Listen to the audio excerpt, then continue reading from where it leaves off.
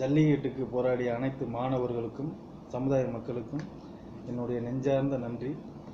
அதே மாதிரி டெல்லியில் நம்ம தமிழ் மக்கள் நிர்வாணமாக போராட்டம் பண்ணிகிட்ருக்காங்க. இது எல்லாத்துக்குமே தெரியும், எல்லா ஸ்டூடெண்ட்டுக்கும் தெரியும், எல்லா மக்களுக்கும் தெரியும். நம்மளால் முடிஞ்சது என்ன?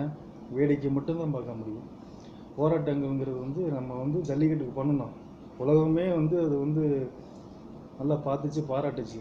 நம்மளோட போராட்டம் அந்த மாதிரி அகிம்சை வழியில் இருந்தது. இன்றைக்கி தமிழ்நாட்டு மக்கள் ரொம்ப அவமானப்படணும். இன்றைக்கி எல்லா மக்களுமே ஒரு துளி உடம்புல ட்ரெஸ் இல்லாத மாதிரி தான் நம்ம நினச்சிக்கணும். ஏன்னா அன்றைக்கி டெல்லியில் இன்றைக்கி நடக்கிற சம்பவம் தான். தமிழ் மாணவர்கள் பூரா டெல்லியில் போயிட்டுருக்குது. இதுக்கு மேலே நம்ம சும்மா இருந்து எதுவும் சாதிக்க போகிறதில்ல. அதுக்கோசரம் நம்ம அடித்தட்டில் இறங்க போகிறதில்ல. ஜல்லிக்கட்டு போராட்டத்தை எப்படி நம்ம முன்னெடுத்து சென்று வெற்றியை கண்டோமோ அதே வெற்றியை இன்றைக்கி விவசாயத்துக்கு கண்டிப்பாக நம்ம பண்ணணும். ஏன்னா அந்த விவசாயிங்கிறது அவ்வளோ ஒரு முக்கியமானது. ஏன்னா நானும் ஒரு விவசாயி. நம்மளுக்கு உணவுகள் கொடுக்கக்கூடியது அவங்க கேட்குறது ஒன்றும் பெரிய விஷயம்லாம் கேட்க கிடையாது. அவங்களுடைய கடன்களை தள்ளுபடி பண்ணணும்.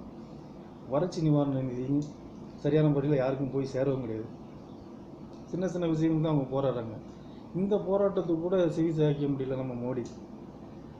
தயவு செய்து டெல்லியில் இருக்கிற மோடி கொஞ்சம் வெளியில் கேட்டை நீக்கி எங்களுடைய மக்களுடைய அந்த உடம்பை பாருங்கள். உங்களுக்கு இருக்கிற உறுப்புகள் தான் அவங்களுக்கு இருக்குது. ஆனால் தமிழர்கள் கொஞ்சம் வீரம், அந்த வீரத்தை சுரண்டி பார்க்காதீங்க தயவுசெய்து.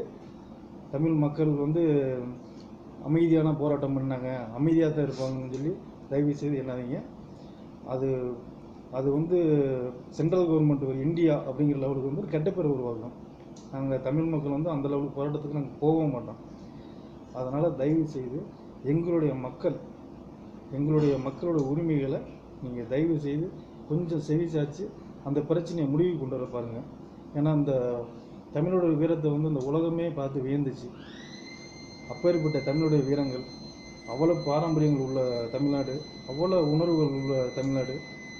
அவங்களுக்கு கொஞ்சம் மதிப்பு கொடுங்க. வணக்கம்.